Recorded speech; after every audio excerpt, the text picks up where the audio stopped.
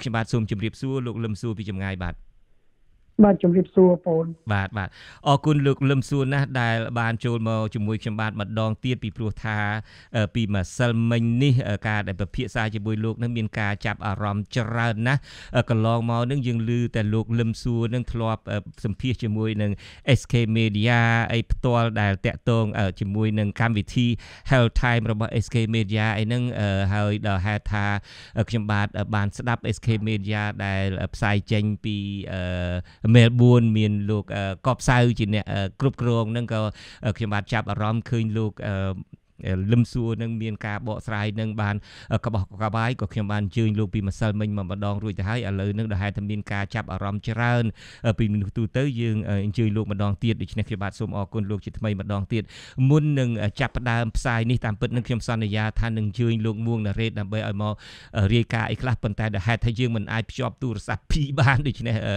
សន្យាខ្យល់ទៅឲ្យលោកណារ៉េតបើតាមដានស្ដាប់សុំទោសយើងមិនអាចអញ្ជើញលោកណារ៉េតមកបានទេដែលហេតុថាទូរស័ព្ទមានតែមួយខ្សែផ្សាយចេញពីផ្ទះទៅក៏ប៉ុន្តែប្រធានបទដែលយើងចង់ពិភាក្សាជាបន្តទៅទៀតនេះគឺចង់និយាយអំពី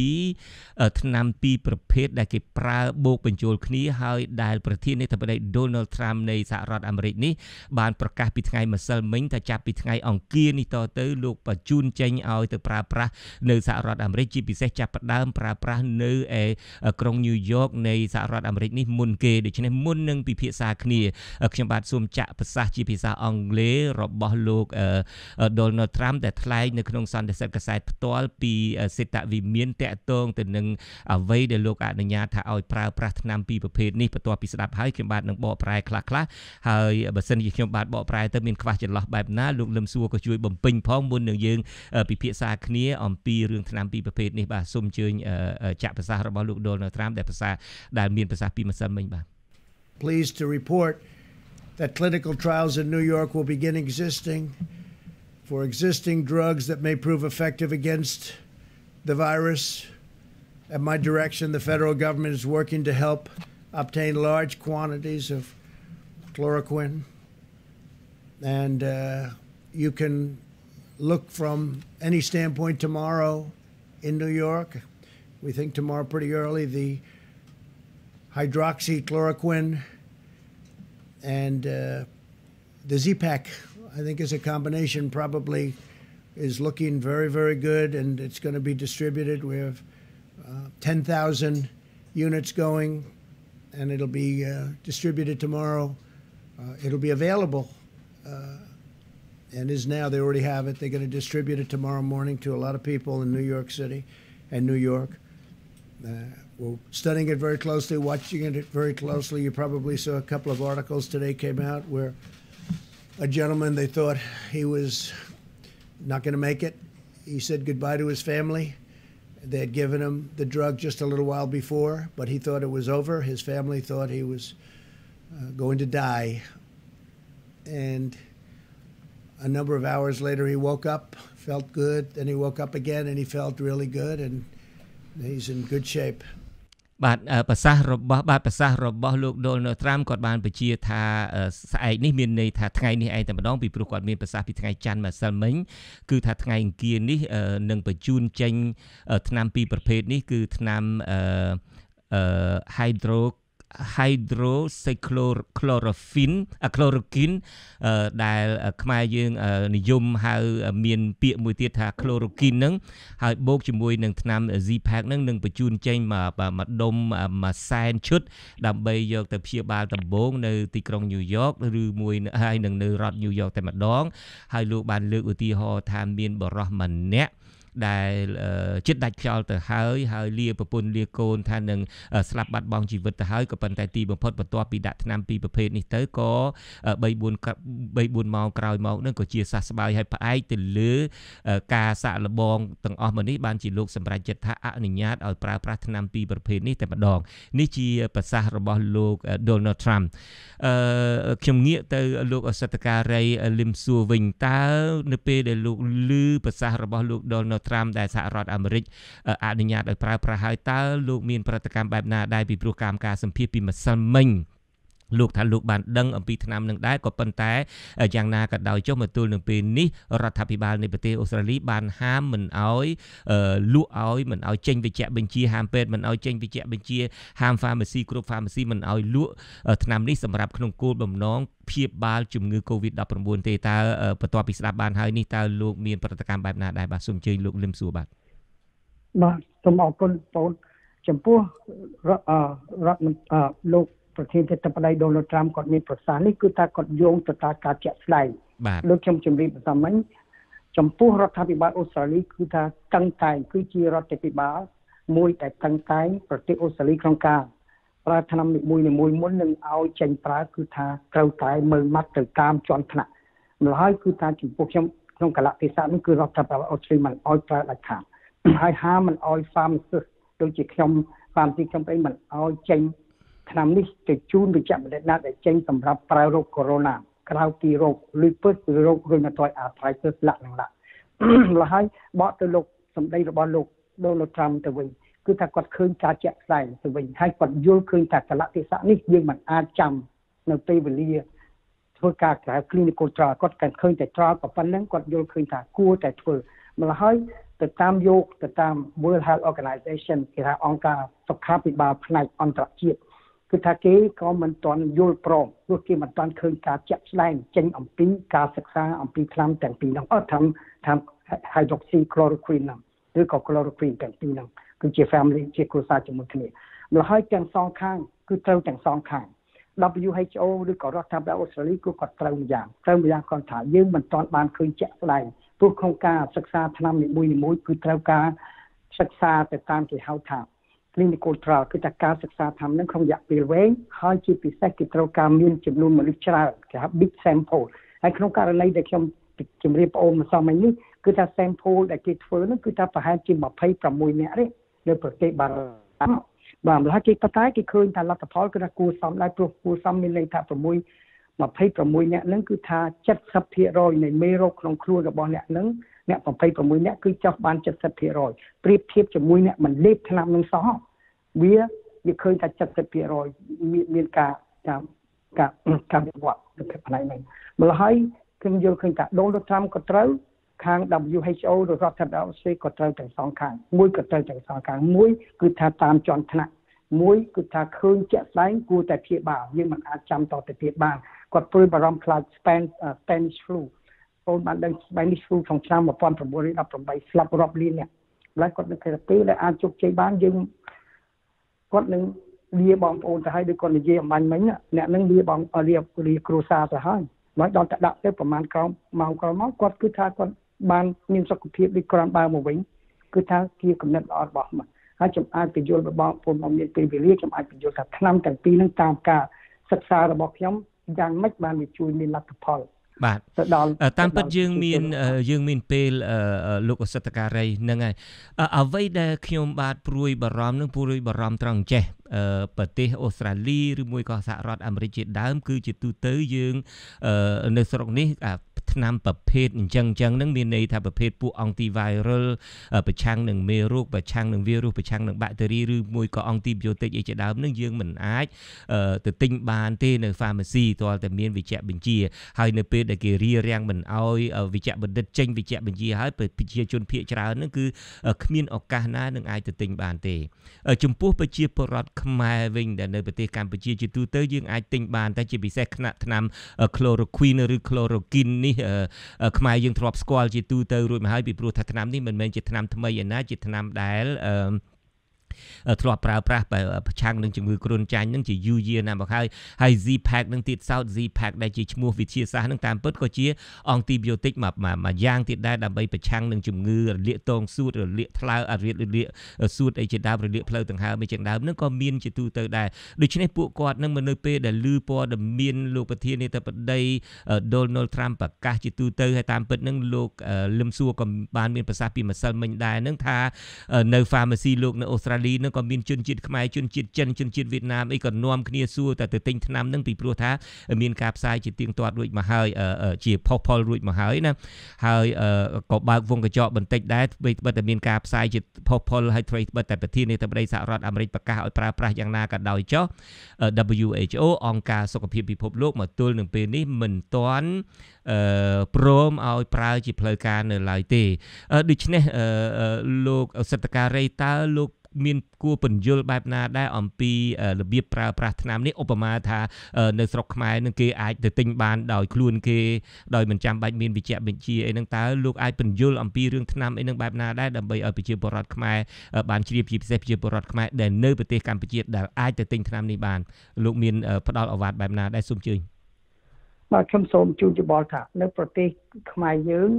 ក្នុងប្រទេសថៃប្រទេសវៀតណាមឬប្រទេសគេហៅក្រច្រើនគឺថាយើងអាចទិញថ្នាំយើងថា hydroxychloroquine ឬ chloroquine ហ្នឹងគឺថាมันបាច់សម្បត្តិពេទ្យទេយើងទៅតែ pharmacy យើងចង់បានអីគេជូននឹងបានប្រទេសអូស្ត្រាលីប្រទេសជឿនលឿនគឺថាมันអាចទិញបានចំពោះខ្ញុំជាបញ្ហាមួយគ្រោះថ្នាក់បំផុតសប្តាហ៍នេះគឺថាមួយទៀតគឺម្នាក់នាំគ្នាទិញអនឡាញទៅទៀតអនឡាញគឺថាយើងមិនបាច់សម្បត្តិពេទ្យជួយយើងអាចទិញបានប៉ុន្តែត្រូវកត់ចាំពាក្យមួយម៉ាត់ថាថ្នាំមួយគឺជាអាវុធមុខពីរបើយើងមិនចេះប្រើតាមទៅតាមវិជ្ជាបញ្ជាតាមក្បួនខ្នាតគឺថាយើងសម្លាប់ខ្លួនឯងតែម្ដងបាទបើប្រសិនយើងចេះប្រើទូបួលគឺថាអាវុធរបស់យើងអាចសម្លាប់មេរោគតែបើមិនចេះគឺសម្លាប់ខ្លួនយើងដោយថ្មីនេះខ្ញុំឃើញនៅក្នុង news ថានៅអាសារដ្ឋអាមេរិកមានប្រិយប្រពន្ធពីរនាក់គាត់ញ៉ាំ chloroquine ដែលគេយកទៅ clean គេយកទៅសម្អាតអាងចិញ្ចឹមត្រីគាត់យកទៅកូរទឹកញ៉ាំប៉ុន្តែកោទឹកញ៉ាំហ្នឹងគាត់មិនដឹងជាកំដូរវាចំនួនវាទៅការប្រមាណមីលីក្រាមគាត់កូរញ៉ាំទៅបាទមានដឹងដំណឹងដែរណាគឺគាត់ស្លាប់ហ្នឹងនៅអាមេរិកហ្នឹងលោកសិទ្ធិការីបាទនៅអាមេរិកបាទគាត់ស្លាប់ដោយសារញ៉ាំអាក្លរ៉ូឃ្វីនហ្នឹងគឺថាគាត់មិនដឹងដូរគាត់យកទៅកូរគាត់ទៅទិញនៅប្រហែលជាទិញនៅកន្លែងគេលក់របស់លក់សម្រាប់សត្វឬក៏សម្រាប់ចិញ្ចឹមត្រីគាត់កូរមកញ៉ាំហើយប្រពន្ធគាត់នៅគាត់ថានៅរោគធ្ងន់មែនទេនៅមន្ទីរពេទ្យឲ្យគាត់ស្លាប់ដោយសារញ៉ាំអានោះហើយទូចអាវុធមុខពីរស្រុកយើងក្តីស្រុកវៀតណាមក្តីស្រុកផ្សេងក្តីនៅអាស៊ីក្តីខ្ញុំគួរថាមិនគួរទៅទិញហើយទេ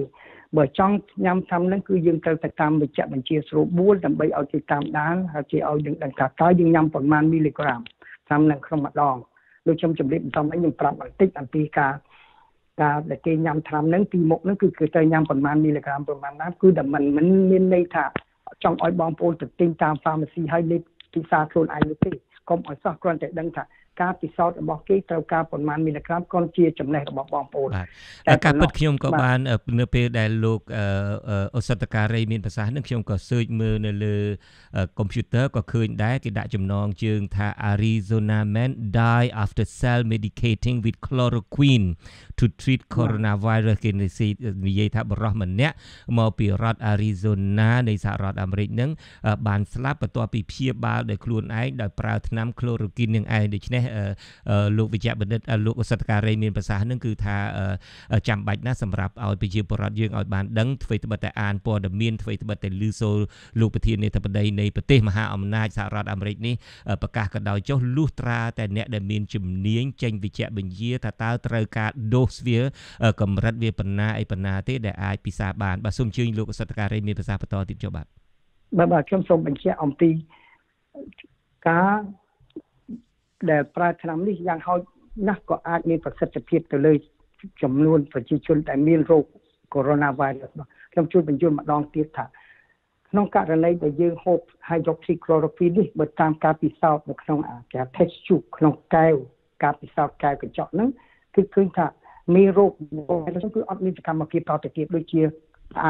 មានន័យថាវាមិនអាចបង្កើតកកូនចៅទៅតទៅទៀតហើយទី2ទៀតក្នុងករណីដែលចិនគេការពិសោធន៍ទៅគេការពិសោធន៍ទៅលើប្រជាជនគេប៉ុន្តែចំនួនគេមិនបានប្រាប់ច្រើនទេមិនដឹងជាចំនួនប្រមាណអ្នកទេគេឃើញថាអ្នកដែលញ៉ាំថ្នាំនេះប្រៀបធៀបជាមួយអ្នកមិនញ៉ាំវិញគឺអ្នកញ៉ាំថ្នាំនេះគឺថាចេញពីពេទ្យលឿនគឺថាគេដូចថាសះស្បើយឆាប់រហ័សចេញទៅផ្ទះលឿនតែអ្នកមិនញ៉ាំវិញគឺថានៅគេមិនទីពេទ្យយូរហើយនៅប្រទេសចិនហើយទៅប្រទេសបារាំងក៏គេមើលតែឃើញថាដូចជាអញ្ចឹងដែរប៉ុន្តែគឺថា ករណីដែលខ្ញុំជម្រាបពីមុនគឺថាក្នុងការថ្នាំមួយគឺត្រូវការវែងអនឡាញត្រូវការស្រាវជ្រាវឲ្យមកចត់ម្ល៉េះហើយក្នុងករណីនេះអញ្ចឹងបាន Donald Trump គាត់យកក្នុងកលៈទេសៈនឹងឃើញថាវាអាចមានលទ្ធផលខ្លះហើយបានគាត់សុខចិត្តយកថានឹងឲ្យប្រជាជនអាមេរិកព្យាបាលហើយខ្ញុំជម្រាបមួយថាអាហារទុកជាក្រូហ្វីនមុខងារវាបើតាមមើលក្នុងការពិសោធន៍មកទៅនេះគឺថាតាមវិទ្យាសាស្ត្រឬក៏វិទ្យាសាស្ត្រហ្នឹងគឺថាយើងមិនទាន់ច្បាស់ថាតើមុខងាររបស់វាធ្វើយ៉ាងដូចម្ដេចទេក្នុងការឈប់សកម្មភាពរបស់ virus ប៉ុន្តែ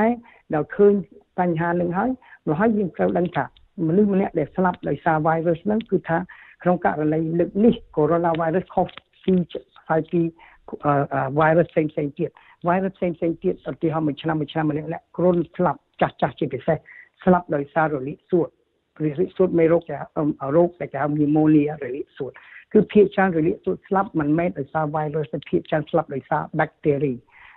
ក៏ bacteria ម្ល៉េះហើយក្នុងករណីដែលគេបញ្ចូលថ្នាំទាំងពីរនេះគឺថាទី1អសកម្មភាពរបស់ virus ទី2គេឲ្យយក Z-Pack គឺ azithromycin គឺជាថ្នាំផ្សះមួយសម្រាប់ព្យាបាលសម្លាប់មេរោគ bacteria នៅក្នុងសួតយើងតែម្ដងម្ល៉េះហើយក្នុងការបញ្ចូលពីរនឹងទៅមួយសម្រាប់មេរោគដែលធ្វើសកម្មភាពនៅក្នុងសួតរបស់យើងគឺថាក្នុងខ្លួនរបស់យើងខ្ញុំបញ្យល់ឲ្យបងប្អូនខ្មែរយើងយល់បន្តិចក្នុងការប្រើថ្នាំពោះថ្នាំជាអាវុធមុតពីរយើងមិនចេះញ៉ាំតែស្រេចចិត្តយើងមិនអត់ញ៉ាំគ្រប់ដូសរបស់វាក៏មានបញ្ហាព្រោះមេរោគវាឆ្លាតជាងយើងឆ្ងាយណាស់តែយើងមិនគិតញ៉ាំគ្រប់ដូសរបស់វាមេរោគវាខ្លាំងជាងមកដូចយើងវាយគេគាត់តែសម្លាប់ទេហើយគេញាក់ឡើងវិញគេនឹងទៅរៀនយុទ្ធសាស្ត្រចេះច្បាប់ក្បួនក្បាច់របស់យើងគេមកវាយយើងវិញគឺយើងស្លាប់ហើយឡើយយើងត្រូវតែវាយគេឲ្យស្លាប់តែម្ដងគេនេះគឺក្នុងន័យមេរោគបាទដូចជាមេរោគដែលគេទៅរៀនសិលមកវិញគេមកវាមានបញ្ហាឡើយតាមផ្សាសនេះគឺតាមខ្ញុំដឹងគឺថាបើកាលណាយើងមានរោគ corona នេះជាធ្ងន់បន្តិចព្រោះ coronavirus វាចូលទៅក្នុងសួតរបស់យើងវាប្រើកោសិការបស់សួតរបស់យើងបង្កើតកូនចៅរបស់វាហើយវាមានពាក្យ corona នេះដូចមកកត់របស់ស្ដេចអង់គ្លេសមកគាត់វាអាចទំពួកនៅកោសិការបស់សួតរបស់យើងហ្នឹងបានយើងពិបាកដកដង្ហើមប៉ុន្តែការបពិបាកដកដង្ហើមនេះតាមខ្ញុំផ្ទាល់មិនមែនអ្នកវិទ្យាសាស្ត្រនិយាយទេខ្ញុំនឹកឃើញថាវាធ្វើឲ្យលំបាកដកដង្ហើមតែបញ្ហាមួយទៀតគឺ bacteria ដែលជាអ្នកគឺថាយកឆ្លៀតឱកាសហ្នឹងគឺធ្វើទឹកយើងដែរព្រោះយើងខ្សោយធ្វើទុកយើងដោយសារយ៉ាងម៉េចយើងខ្សោយដោយសារ virus ទៅហើយមកហើយវាមានលទ្ធភាពនឹងធ្វើសកម្មភាពហ្នឹងធ្វើឲ្យយើងរលាកសួតមួយជាន់ទៀតម្ល៉េះធ្វើឲ្យយើងពិបាកដកដង្ហើមតែម្ដងហើយអាថ្នាំ azithromycin Z-Pack ហ្នឹងគឺមុខងារសម្រាប់អាវុធ bacteria ហ្នឹងម្ល៉េះហើយអាមុខងារអា virus corona ហ្នឹងគឺត្រូវផ្អាកសកម្មភាពដោយសារ hydroxychloroquine azithromycin នេះសម្រាប់ bacteria ម្ល៉េះហើយយើងបានប្រើគេហៅ oxygen គេ ventilation អាម៉ាស៊ីនដែលឲ្យបញ្ជូន oxygen ខ្លួននេះឲ្យជួយដកដង្ហើមផងទៅម្ល៉េះយើងអាចឈ្នះមេរោគឡើងទាំងពីរហ្នឹងម្ល៉េះបានគេបញ្ចូល bacteria ផង virus ផងមួយឆ្នាំដែលយើងស្លាប់មិនមែនដោយសារ virus ភាគច្រើនដោយសារ bacteria ម្ល៉េះបានយើង vaccination អញ្ចឹងបានខ្ញុំបំពេញលាបងប្អូនខ្មែរយើងអស់ឬបងប្អូនទាំងអស់គ្រប់សាសគួរតែចាក់ថ្នាំការពារយ៉ាងហោចណាស់យើងសម្រាប់សត្រូវយើង4ណាគឺតាមមួយឆ្នាំនេះគឺក៏មានមេរោគខ្លាំង4គឺត្រូវការវាកាលណាយើងកម្ចាត់សត្រូវ virus 4នឹងហើយគឺយើងនៅតែ corona នេះសប្តាហ៍នេះបើប្រសិនជាយើងចំក៏យើងមិនសូវធ្ងន់ប៉ុន្មានបាទម្ល៉េះហើយគឺថាចំពោះ Donald Trump គាត់យល់ឃើញថាបើឃើញមានប្រសិទ្ធភាពខ្លះហើយគួរតែយើងចាប់ផ្ដើមព្យាបាលតែម្ដងយើងមិនគួររងចាំតទៅមុខទៀតបាទជាថ្មីម្ដងទៀតបើសិនជាបាទជាថ្មីម្ដងទៀតបើទុកជាលោកប្រធានាធិបតី Donald Trump អនុញ្ញាតឲ្យប្រើប្រាស់នៅសហរដ្ឋអាមេរិកជាពិសេសចាប់ពីថ្ងៃនេះតទៅចាប់ពីក្រុង New York ពីរដ្ឋ New York ក៏ដោយចុះលុះត្រាតែអ្នកដែលមានជំនាញគឺអ្នកវិទ្យាសាស្ត្រឬមួយវិជ្ជបណ្ឌិតដែលពិនិត្យហើយចេញវិជ្ជបញ្ជាបានអាចប្រើបានយើងមិនអាចទៅទិញខ្លួនឯងយកមកប្រើប្រាស់ទេដោយករណីបរិះម្នាក់នៅរដ្ឋ Arizona អញ្ចឹងទៅទិញខ្លួនឯងឬមួយក៏ទៅយកទៅអានទៅជួនកាលមិនដឹងតែច្រឡំ chloroquine ទៅនឹង chlorine គេលាងអាងនឹងក៏មិនដឹងយកមកលាយទៅទីបំផុតហ្នឹងក៏ធ្វើឲ្យស្លាប់វិញក៏ដោយបរិះនេះជាដើមឥឡូវនេះយើងបញ្ចប់ការពិភាក្សាអំពីរឿងថ្នាំ hydrochloroquine chloroquine ឬមួយក៏ chloroquine បូកជាមួយនឹង Z-Pack តែប៉ុណ្្នឹងសិនចុះខ្ញុំចង់ងាកមកជជែកជាមួយនឹងវិធីសាំងាយតាមជំនឿតាមប្រពៃណីរបស់ខ្មែរវិញម្ដងតើលោកអសិទ្ធការីគិតបែបណាដែរលោកអសតការីប្រកាសជាបានជ្រាបហើយខ្មែរយើងថានៅពេលដែលមានគ្រុនធំមានគ្រុនផ្ដាសាយអីនឹងជាដើមនឹងគឺថានាំគ្នាដាំទឹកក្តៅទៅហើយដាក់ជាតិមុងតលឬមួយក៏ដាក់ប្រេងកាឡាអីទៅដើម្បីឲ្យវារៀងហើនឹងទៅក្នុងទឹកនឹងទៅឬមួយក៏ប្រើប្រាស់ថ្នាំធម្មជាតិទាំងឡាយណាដែលឫសឈើស្លឹកឈើអីទាំងឡាយណាដែលមានក្លិនប្រហើរហ្នឹងយកទៅដាក់ក្នុងទឹកហ្នឹងទៅហើយចូលទៅក្នុងភួយទឹកក៏ក្របភួយហ្នឹងទៅដែលខ្មែរហៅតែឆ្ពង់ហ្នឹងហើយបន្ទាប់ពីឆ្ពង់ហ្នឹងហើយទៅហ្នឹងក៏រៀងធូរចំោះរៀងអីដែរខ្ញុំបាទខ្លួនឯងផ្ទាល់ហ្នឹងក៏ធ្លាប់ឆ្ពង់ដែរនៅពេលដែលឈឺក្បាលពេលដែលតឹងចំោះអីហ្នឹងតើវិធីហ្នឹងជាវិធីមួយបើគិតតាមវិទ្យាសាស្ត្រទៅវិញតើជាវិធីសមស្របមួយដែរទេហើយបើវាសមស្របហ្នឹងតើវាធ្វើអីទៅវាជួយបែបណាទៅនៅពេលដែលឆ្ពង់ទឹកក្តៅដោយដាក់ជាតិមុងតុលឬមួយដាក់ប្រេងកាឡាអីហ្នឹងបាទសូមអញ្ជើញលោកអសិទ្ធការីបាទអរគុណសំណួរនឹងល្អមែនទែនបងព្រោះខ្ញុំចែកជាពីរគឺថាចំណែកទី1ដែលបងថានិយាយអំពីស្ពង់ក្តៅឬក៏ត្រាំទឹកក្តៅអ្នកខ្លះត្រាំទឹកក្តៅនឹងជើងបាទនៅពេលដែលគេផ្ដាសាយអីហ្នឹងបាទការប្រើថ្នាំបើប្រសិនជាប្រើថ្នាំឬជើងឬអីគឺខ្ញុំមិនយល់មិនព្រមគឺថាមិនយល់ព្រមតែម្ដងព្រោះយើងមិនដឹងជាក្នុងឬជើងអីជាអ្វីព្រោះក្នុងការប្រើថ្នាំមួយគឺត្រូវការសិក្សាទោះជាថ្នាំចិនគេសិក្សារាប់ពាន់ឆ្នាំរាប់រយឆ្នាំដើម្បីមុននឹងគេប្រើព្រោះយើងគឺការជួនថ្នាំខ្មែរយើងតាមខ្ញុំស្មានគេមិនបានសិក្សាត្រឹមត្រូវទេតែចូលក្នុងករណីដែលបងអូនមាននិយាយពីរឿងស្ពង់គឺថាជារបស់ជាករណីមួយគឺល្អក្នុងការព្យាបាលរោគល្អគឺខ្ញុំមិនចំថាល្អគឺថាពេលដែលយើងស្ពង់គឺថាយើងដកដង្ហើមចូលនៅក្នុងចំហាយទឹកក្តៅហើយបើយើងដាក់ជាតិម៉ង់តលចូលក្នុងទឹកក្តៅនឹងទៀតចំហាយម៉ង់តលនឹងធ្វើឲ្យសួតយើងដកដង្ហើមស្រួលធ្វើឲ្យសួតយើងរួមតែបាទហើយច្រមុះយើងធូរដោយសារសាច់ច្រមុះដុំច្រមុះយើងពេលកាលណាយើងគ្រុនម្ដងសាច់ច្រមុះយើងកាន់តែរីកហ្នឹងគឺថាយើងឲ្យយើងចង់កាន់ច្រមុះហើយសួតយើងបង្កើតស្លេសដោយសារតែយើងមាន virus នៅក្នុងសួតយើងជួនអីមាន bacteria នៅក្នុងសួតយើងធ្វើឲ្យយើងពិបាកដកដង្ហើមធ្វើឲ្យយើងក្អកករណីក្អកគឺក្អកដើម្បីយក flash ចេញគឺមានន័យថាគឺក្អកដើម្បីយកមេរោគចេញពីសួតយើងអានេះគឺជាធម្មជាតិរបស់មនុស្សយើងដើម្បីកម្ចាត់មេរោគក្អកនេះគឺជាល្អទៅវិញទេក្អកដើម្បីយកមេរោគចេញប៉ុន្តែដល់តែមេរោគខ្លាំងពេកយើងធ្វើឲ្យយើងពិបាកក្នុងខ្លួនរបស់យើងមកពេលដែលបងស្ពងដាក់ថ្នាំម៉ង់តលក្តីដាក់ eucalyptus oil ប្រេងប្រវ៉ាញ់ក្តីធ្វើឲ្យយើងធូរច្រមុះទី1ព្រោះវាធ្វើឲ្យសាច់ដុំច្រមុះនិងសួតយើងរួមហើយទី2វាធ្វើឲ្យចំហាយដែលចូលក្នុងសួតយើងកាលណាយើងឈឺមាន flash ច្រើនហើយច្រមុះយើងក៏មានអាចច្រមុះនិង flash ច្រើននិងសបោច្រើនពេលយើងបើទៅវាធ្វើឲ្យយើងរលាយ flash រលាយសបោធ្វើឲ្យយើងអាចច្រមុះយើងទន់ហើយធ្វើឲ្យយើងក្អកចេញ flash យ៉ាងស្រួលការក្អកចេញ flash ហ្នឹងគឺដូចយើងយកមេរោគចេញពីសួតរបស់យើងតែម្ដងហើយទី2សួតយើងត្រូវការជាតិសើមជានិច្ចយើងប្រទេសដែលយើងនៅប្រទេសខ្មែរដែលមានជាតិសាមច្រើនយើងមិនសូវគ្រុនដូចប្រទេសត្រជាក់ដូចជាប្រទេសអូស្ត្រាលីតែម្ដងពេលដែលត្រជាក់ម្ដងគឺអាកាសធាតុក្នុងប្រទេសអូស្ត្រាលីគឺស្ងួតអត់មានជាតិសើមដូចប្រទេសខ្មែរយើងចាស់ humidity ជាតិសើមតែប្រទេសអូស្ត្រាលីអត់មានទេម្ល៉េះអូស្ត្រាលីគេតែងតែមាន steam vaporizer អានេះដូចខ្មែរយើងដែលបងអូនស្ពងបែបហ្នឹងគេហៅមាន steam vaporizer គឺ vaporizer ជាដាក់ច្រមុះគឺថាមានកអូមមួយដាក់ច្រមុះដាក់ទឹកក្តៅចូលបន្តម៉ង់តលទៅយើងហាត់ទៅធូរស្រួលឬមួយយើងគ្របក៏បានដែរឬមួយយើងទិញអា steam vaporizer គឺម៉ាស៊ីនមួយយ៉ាងដាក់ទឹកវាចេញចំហាយខ្លួនវាយើងដាក់ម៉ង់តលពីលើវាចំហាយពេញមួយកន្ទប់ធ្វើឲ្យយើងស្រួលខ្លួនពុះសួតយើងមានចំហាយជាតិសើមក្នុងសួនយើងគ្រប់គ្រាន់ហើយធ្វើឲ្យយើងឆាប់សះស្បើយបញ្ហាមួយទៀតដែលបងថាដាក់ទឹកដាក់ជើងនៅក្នុងទឹកត្រាំឲ្យក្តៅបាទតាមទឹកក្តៅអានេះគឺជាគុណសម្បត្តិដ៏ល្អមួយទៀតក្នុងការព្យាបាលរោគគ្រុនមិនក៏ព្យាបាលរោគគ្រុនគឺថាពេលដែលយើងដាក់ជើងត្រាំក្តៅទៅធ្វើឲ្យឈាមនៅចុងជើងយើងរត់ស្រួលបាទគឺថាពេលយើងគ្រុនដំណើរត្រជាក់ដៃត្រជាក់ជើងនេះធ្វើឲ្យយើងឈាមរត់ទៅដល់ចុងដៃចុងជើងមានន័យថាពេលត្រជាក់ចុងដៃចុងជើងហើយទឹកដៃចុងយើងវាក្តៅមកវិញនោះគឺថា មានន័យថាឈាមយើងបានបេះដូងយើងបានបាញ់ឈាមយើងនាំ ឈាមយើងទៅដល់ចុងដៃចុងជើងមានន័យថាយើងអាចនាំកងទ័ពរបស់យើងគឺ antibody anticorps របស់យើងទៅប្រឆាំងជាមួយនឹងមេរោគដែលធ្វើទុកយើងនៅក្នុងខ្លួនរបស់យើងហើយនឹងនាំជូនអុកស៊ីហ្សែនក៏ស្រួលនាំជូនចំណីអាហារទៅដល់កោសិកាគ្រប់កន្លែងខ្លួនយើងម្ល៉េះហើយគឺថា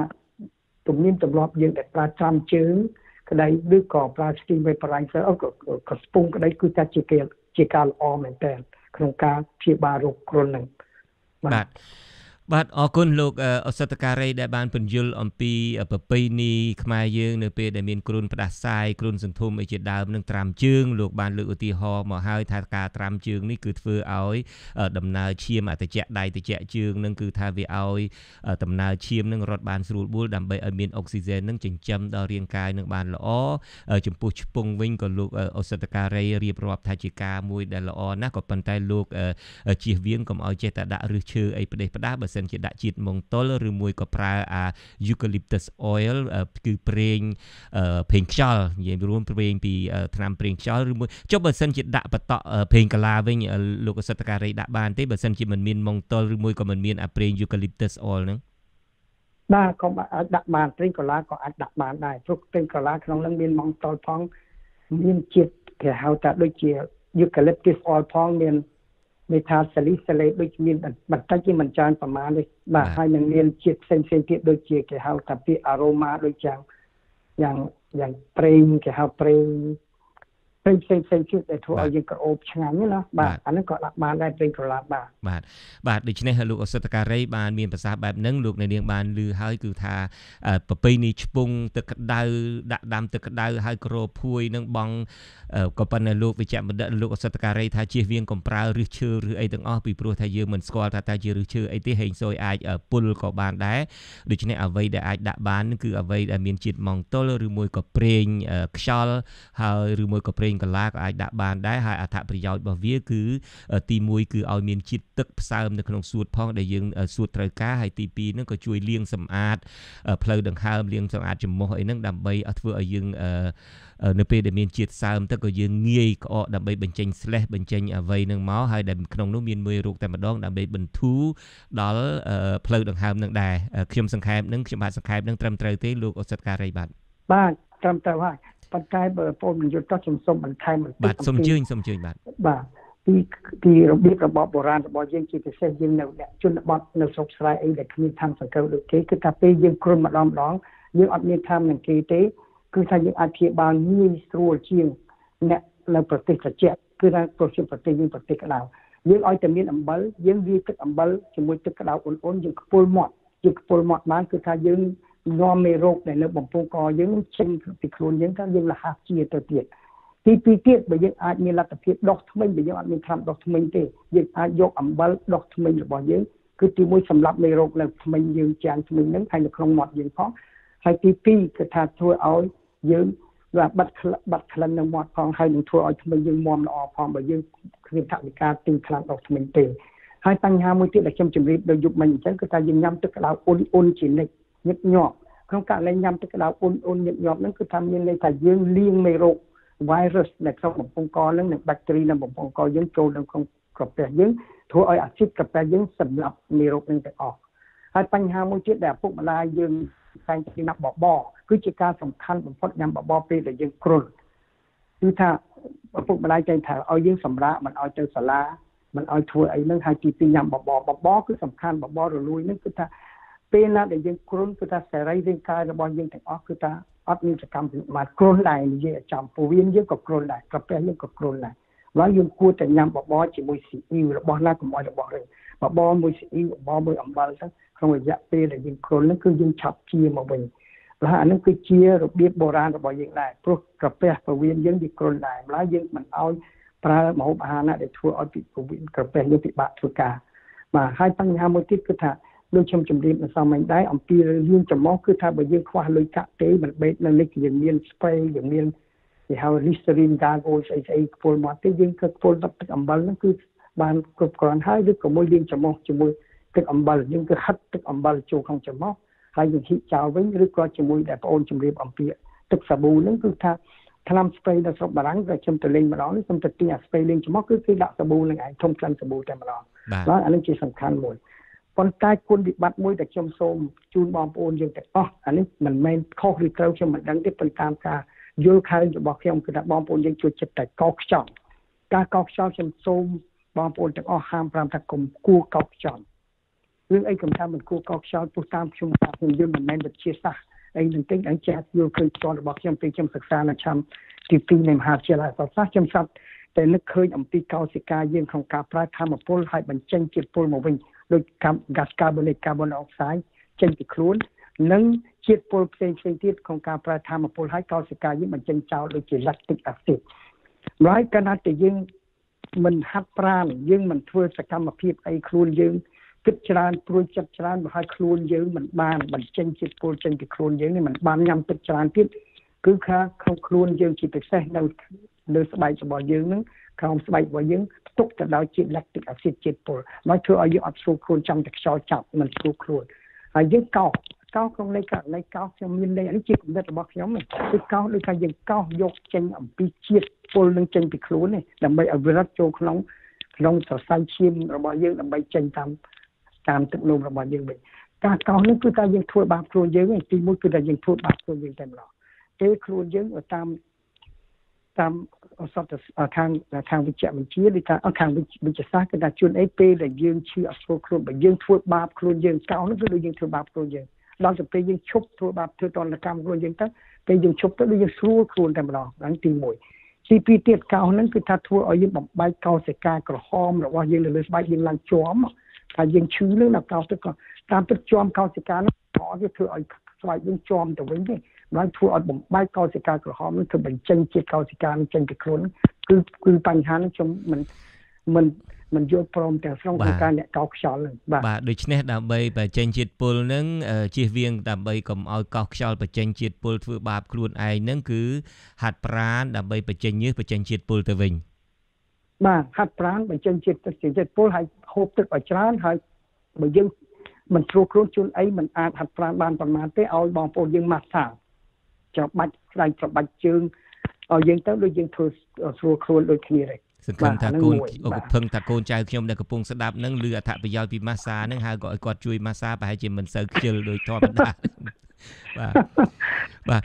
ខ្ញុំបាទសូមសួរចំណុចនេះមួយខ្ញុំបាទក៏ធ្លាប់កោសខ្យល់ដែរជាទូទៅតែកោសខ្យល់ឲ្យរៀងស្វាងអីចឹងទៅហើយលោកវិជ្ជបណ្ឌិតនឹងថាស្វាងនឹងមកពីយើងធ្វើបាបខ្លួនយើងឈឺមួយផ្លែតនឹងទៅហើយក៏ជួយពន្យល់បាតុភូតនឹងតិចមើលហេតុអីបានកោសខ្យល់ហើយនឹងទទួលអារម្មណ៍ស្វាងសូម្បីតែរៀកនឹងក៏កោសពោះដែរហើយក៏ស្វាងដែរកោសកណ្ដាលពេលយើងអត់ស្រួលខ្លួនកណ្ដាលយើងធ្វើអីមួយដែលផ្ទុយនឹងអំពីសកម្មភាពហ្នឹងកណ្ដាលដល់យើងឈប់ទៅយើងទៅស្រួលខ្លួនដែលធ្លាប់ឮថ្មីនេះគឺខាងផ្នែកវិទ្យាសាស្ត្រខាងមួយគឺអ្នកដែលឈឺចាប់ខ្លាំងពេកជាពិសេសនៅអាមេរិកគេមានការពិសោធន៍មួយគឺនៅអូស្ត្រាលីគឺថាមិនទាន់មានទេប៉ុន្តែអ្នកជនជាតិអូស្ត្រាលីទៅអាមេរិកយ៉ាងច្រើនទៅក្នុងមន្ទីរមួយមហាវិទ្យាល័យមួយគឺថាគេពិសោធន៍រឿងអ្នកដែលឈឺចាប់ chronic pain ឈឺប្រចាំជីវិតប្រចាំថ្ងៃគេទៅកន្លែងនេះគឺគេធ្វើបាបឲ្យឈឺកាន់តែខ្លាំងទៅវិញគេយកអំប្រដាប់មួយគេរុញសាច់ដុំឲ្យឈឺខ្លាំងឲ្យតំខ្លាំងឈឺយូរទៅយើងអ្នកនឹងបាត់ឈឺវិញទៅអារោគសញ្ញានេះថាសញ្ញាអាកៅ transmitter អារោគសញ្ញាដែលការឈឺចាប់នឹងបញ្ជូនទៅគោកក្បាលវាលែងបញ្ជូនទៅវិញហើយក្នុងករណីនេះគេហៅយកឈឺយកទៅដេញឈឺបាទត្រូវហើយបើពួកគេថាពឹសត្រូវយកពឹសមកព្យាបាលពឹសទៅវិញឈឺយកឈឺមកព្យាបាលខ្ញុំយល់ឃើញតែអញ្ចឹងទៅវិញក្នុងការកោសខ្យល់នេះជាគំនិតរបស់ខ្ញុំចា contrast ផ្សេងតែធ្វើ contrast ដល់ហើយយើងលើ feel relief ប៉ុណ្ណាបាទអានឹងចំពោះការកោសខ្យល់ហើយបញ្ហាមួយទៀតដែលខ្មែរយើងជួយចិត្តទេគ្រុនក្តៅម្ដងទៅ10ភួយខែមភួយពីបញ្ជាន់អាប់ខ្លះអានឹងជាបញ្ហាខុសស្រឡះតែម្ដងហើយនៅតែប្រើនៅអូស្ត្រាលីនេះនៅតែមានពុកម្ដាយខ្លះនៅតែធ្វើអញ្ចឹងពូមកខ្ញុំ5ស៊ីខ្ញុំម្ដងឃើញពាក់អាវកាន់តែ2 3ជាន់ខ្ញុំថាត្រូវតែដោះចេញទាំងអស់ដើម្បីឲ្យកម្ដៅចុះកាលណាយើងក្របកាន់តែខ្លាំងឡើងកម្ដៅកាន់តែឡើងខ្លាំងកាន់តែងុំអាហ្នឹងគឺជាការខុសមួយដែររបស់ទំនៀមទម្លាប់របស់យើងបាទហើយទីមួយទៀតគ្រូស្ដោះព្រោះខ្ញុំសុំទោសសុំកាត់កន្លែងចប់កន្លែងមួយនេះ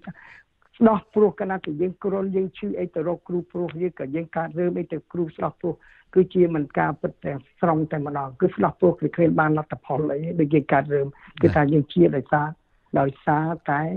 វាសំណាងវាមិនប៉ះពាល់ដល់កន្លែងសំខាន់ទេការរឿងប្រចំកន្លែងសំខាន់យើងបញ្ហាធំជាពិសេសការរឿងនៅផ្នែកចិត្តផ្នែកបាទឥឡូវតាក់ទងនឹងស្ដោះផ្លុំតាក់ទងនឹងជំនឿនេះខ្ញុំមានបល័យមួយដែលឃើញគេផ្សាយចែកតគ្នានៅលើបណ្ដាញសង្គម Facebook ហ្នឹងបល័យហ្នឹងគឺបល័យដេញមេរោគកូវីដ -19 ហើយខ្ញុំគិតថាបល័យនឹងអាចស័ក្តិសិទ្ធិដែរបើសិនជាយើងស្ដាប់ហើយទិញរត់មាត់ហើយនាំគ្នាអនុវត្តតាមដូច្នេះសូមអញ្ជើញលោកអសតការីហើយលោកអ្នកស្ដាប់បល័យនឹងបន្តិចមើលតើហើយយើងគួរតែឲ្យលោកអសតការីគិតថាយ៉ាងម៉េចដែរបន្ទាប់ពីស្ដាប់បល័យនេះហើយបាទសូមអញ្ជើញឧបមាពាក់ម៉ាស់ទាំងក្មេងទាំងចាស់ទាំងលោកនិងអាចារ្យដៃលាងអាកុលសម្អាតកាយាបល័យនេះណាពូកែស័ក្តិសិទ្ធិឧមៈគំនៅជុំគ្នាពុររោគពាធាឆ្លងលឿនពេកក្រៃតាមមាត់តាមមុខប៉ះគ្នាដោយដៃចង់បានអាយុថ្លៃនៅឆ្ងាយ2ម៉ែត្រឧមៈអ្នកមកពីថៃបើខ្លួនសង្ស័យនៅឆ្ងាយគ្រួសារតែ2អាទិត្យទៅបានសាច់ការបញ្ជាក់ប្រាប់ថាកូវីដ -19 អត់កើតឧមៈអ្នកលក់តម្លៃឡើងខ្ពស់លក់ហួសមាត្រាប្រយ័ត្នថ្ងៃក្រោយកម្មតាមផ្ដន្ទាស្រែកថាវេទនាមិនបន់មិនជួយឧមៈសាមគ្គីយើងទាំងអស់គ្នារួមគ្នាប្រយុទ្ធសាសយើងតែមួយកុំព្រួយតក់ស្លុតរួមគ្នាប្រយុទ្ធកូវីដ -19 ពូកែមិនដែរលោកអសិទ្ធការីបល័យនឹងយើងនាំគ្នាសូត្រចាំមាត់ហើយអនុវត្តតាមបល័យនឹងទៅតើអាចនឹងមានប្រសិទ្ធភាពអាចដេញកូវីដ -19 បានខ្លះទេបល័យនឹងគឺថាល្អមែនតើដូចបងចេះតែមានពាក្យថាបើអនុវត្តសំខាន់បំផុតគឺអនុវត្តបើយើងសូត្រតែយើងមិនអនុវត្តគឺមិនបានការទេព្រោះបាទគឺល្អមែនតើគឺពាក់ម៉ាស់ប្រើអាកុលដើម្បីជូតដៃកុំឲ្យជួបជុំគ្នាកុំឲ្យប៉ះមុខប៉ះមាត់ប៉ះដៃកុំឲ្យនៅចម្ងាយពី2ម៉ែត្រពីគ្នាបើអ្នកមកពីថៃកុំឲ្យជួបជុំគ្រួសារក្នុងពេលទឹកអីគឺល្អមែនតើតម្លៃអ្នកឡើងថ្លៃនេះគឺជាការអាក្រក់មែនតើអ្នកតម្លៃមកតម្លៃអាកុលអីហ្នឹងគឺថាល្អត្រឹមត្រូវមែនតើប៉ុន្តែបងប្អូនយើងត្រូវតែអនុវត្តសំខាន់គឺអនុវត្តតែម្ដងបើមិនអនុវត្តគឺបល័យនឹងមិនបានការដែរបាទអញ្ចឹងខ្ញុំបាទសូមអរគុណលោកអសិទ្ធការីម្ដងទៀតហើយខ្ញុំបាទនឹងអញ្ជើញលោកសុកសិទ្ធការីនឹងចូលមកបាត់សភាចូលមកផ្ដល់អវាទអីជាបន្តទៀតនៅក្នុងកម្មវិធីយើងនៅពេលក្រោយបាទខ្ញុំបាទសូមអរគុណហើយយប់ជ្រៅណាស់ទៅហើយអរុនសួស្ដីចំពោះលោកលឹមសួរបាទហើយសូមបញ្ជាក់ឡើងវិញលោកលឹមសួរលោកជាអសិទ្ធការីហើយជាម្ចាស់ឱសថស្ថានលឹម Pharmacy នៅទីក្រុង Melbourne នៃប្រទេសអូស្ត្រាលីហើយតាមពិតនឹងកន្លងមកយើងធ្លាប់ឃើញតែលោកលឹមសួរនឹងឡើងជាមួយនឹងបណ្ដាញផ្សព្វផ្សាយនៅសហរដ្ឋអាមេរិករបស់លោកកបសៅនឹងគឺហៅថា SK Media នៅក្នុងកម្មវិធី SK Health Time របស់លោកហើយសូមអរគុណលោកជាថ្មីម្ដងទៀតដែលបានមកចូលរួមក្នុងកម្មវិធីអាស៊ីសេរីបាទខ្ញុំបាទសូមជម្រាបលាលោកលឹមសួរតែប៉ុណ្ណេះបាទ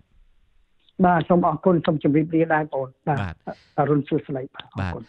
បាទលោកនាងកញ្ញាជាទីមេត្រីកម្មវិធីផ្សាយរបស់អាស៊ីសេរីសម្រាប់រាត្រីថ្ងៃអង្គារនេះចប់តែត្រឹមនេះខ្ញុំបាទជួនច័ន្ទបុតព្រមទាំងក្រុមការងារទាំងអស់នៃវិទ្យុនិងទូរទស្សន៍អាស៊ីសេរីសូមជូនពរលោកនាងកញ្ញាឲ្យមានសុខភាពល្អនិងឲ្យជៀសផុតពីជំងឺឆ្លង COVID-19 នេះបាទសម្រាប់ពេលនេះខ្ញុំបាទសូមគោរពលាតែត្រឹមនេះរាត្រីសួស្ដី